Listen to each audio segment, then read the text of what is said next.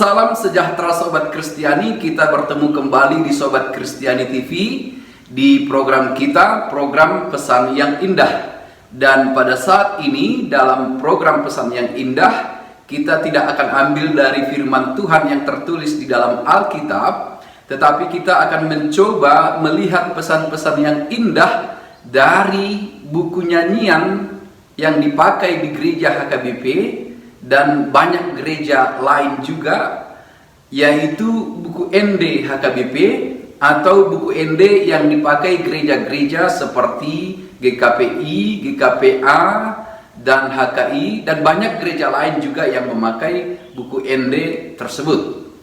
Buku ND atau buku nyanyian yang dipakai dalam ibadah memiliki peran yang sangat penting dan sungguh-sungguh berharga. Karena dikatakan ibadah tanpa musik dan nyanyian adalah bagaikan sayur tanpa garam, rasanya akan hambar. Dan Martin Luther juga mengatakan harta yang paling berharga di rumah ada dua, yaitu firman Tuhan yang tertulis dalam Alkitab, di mana kita membacanya dan merenungkannya, tetapi juga adalah buku nyanyian, puji-pujian dan penyembahan terhadap Tuhan. Jadi orang Kristen yang benar sesungguhnya harus memiliki dua harta ini, harta yang paling berharga, yaitu Alkitab dan buku nyanyian. Sobat yang dikasihi Tuhan Yesus Kristus, berbicara tentang musik gereja, musik rohani, nyanyian rohani, nyanyian gereja, sesungguhnya secara melodi kita akan susah menentukan yang mana yang disebut dengan musik gereja, nyanyian gereja, ataupun nyanyian rohani, musik rohani. Mungkin saja kita merasa bahwa melodi yang lembut, melodi yang tenang, itu mengacu pada musik rohani. Tetapi tidak selalu begitu. Maka sesungguhnya tidak ada yang disebut dengan musik rohani, musik gereja, bila terlepas daripada syair yang dicantumkan ataupun yang menyatu pada musik itu. Bila tergantung hanya pada melodi, kita juga sering mendengar melodi yang lembut, melodi yang halus, melodi yang tenang di lagu-lagu yang kita sebut lagu sekuler. Maka sesungguhnya yang menentukan itu adalah syair yang menyatu dengan melodi, yang kemudian menjadi satu gabungan yang indah, lalu kita sebut sebagai nyanyian gereja, ataupun musik gereja, ataupun musik rohani, nyanyian rohani. Sobat yang dikasihi Tuhan Yesus Kristus, syair yang dituliskan dalam melodi-melodi itu sering dipengaruhi oleh pengalaman-pengalaman hidup setiap hari. Juga tergantung pada orang yang menuliskan syair itu.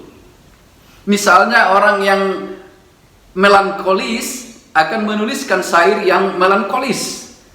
Orang yang gembira bersemangat cenderung menuliskan lagu-lagu yang gembira dan bersemangat. Maka hubungannya dengan pembahasan kita saat ini adalah pengaruh pietisme dalam buku ND HKBP. Jadi pokok bahasan kita adalah pengaruh pietisme dalam buku ND. Buku ND yang dipakai HKBP juga gereja-gereja lainnya. Pietisme adalah kelompok kesalehan yang muncul di Jerman sekitar abad 17 dan 18. Dan kelompok ini mengutamakan kesalehan dan bertumbuh di gereja-gereja Protestan pada saat itu. Dan hal yang paling ditekankan dari kelompok ini adalah kehidupan yang saleh. Sehingga kehidupan yang saleh ini menuntun mereka berbicara pada masa depan, hari esok, menyangkut surgawi, sehingga cenderung melupakan bahwa ia masih di dunia, bahwa ia masih berada di tengah-tengah banyak persoalan, di tengah-tengah banyak pergumulan, di tengah-tengah banyak ketidakadilan, tetapi ia memusatkan pikirannya ke sorga, ke masa depan, masa yang indah yang akan digapai oleh orang-orang percaya. Tentu itu tidak salah, namun itu menjadi salah ketika kita selalu fokus pada apa yang akan kita gapai di hari yang akan datang, atau kehidupan yang saleh menyangkut surgawi, dan kita melupakan bahwa kita masih berada di bumi, masih berada di sekitar orang-orang miskin, masih berada di sekitar orang-orang yang diperlakukan tidak adil, masih berada di bumi ini yang penuh dengan kejahatan. Kesalehan itu penting, tetapi kesalehan itu juga berbaur dengan kehidupan duniawi, harus menyinari kehidupan duniawi, harus menyinari kegelapan.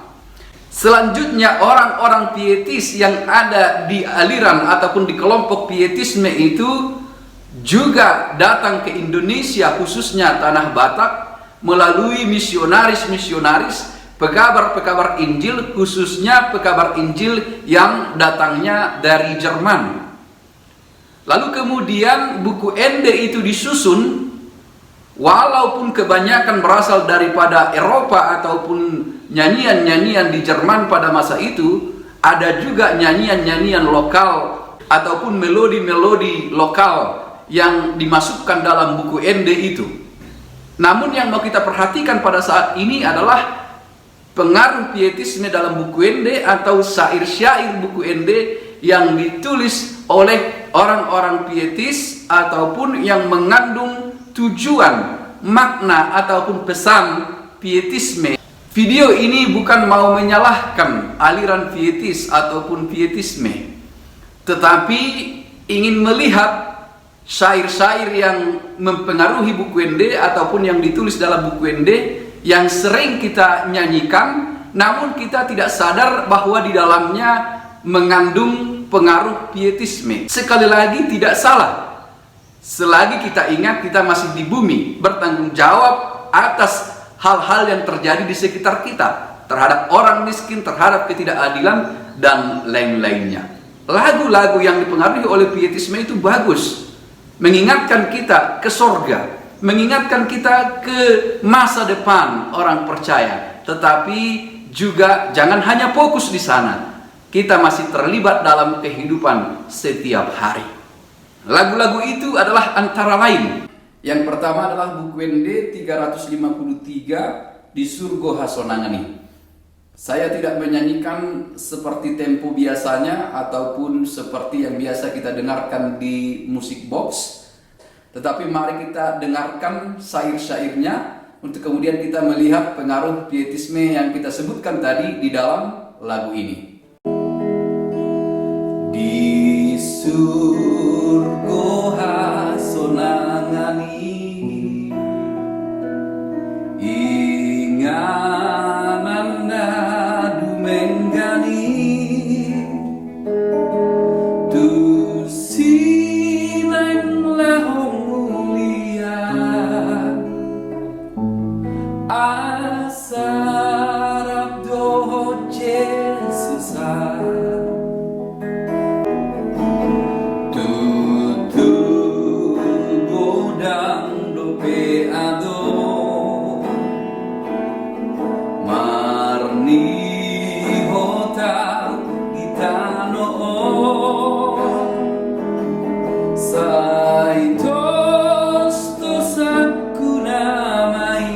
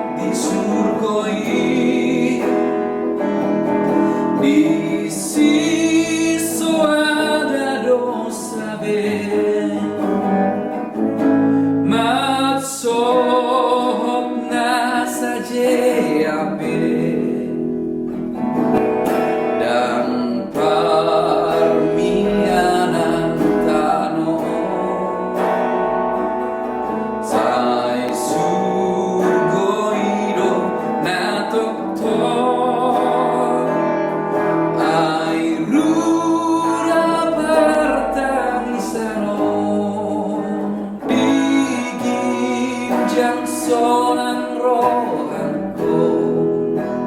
Kemudian buku ende nomor 522, Surgoi Sambulot Tadoi. Surgoi Sambulot Tadoi, Dana dong besiai ondisi, nama muji tong nadisi, pinaluan itu hatai. Surgoi, dana dong besiai ondisi. Surgoi, dana dong besiai ondisi. Namar loksa namsa hatusi, tuhinganan nasung denggani, nang domu maau dohoti, gok malas mirohaku disi.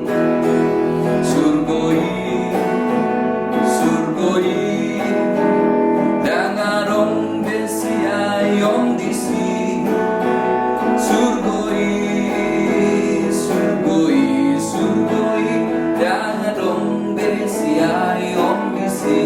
Olang sada nama hosuki, unang taning haholongaki, natuaw pinalumehon nang nasida sa ito gutusi.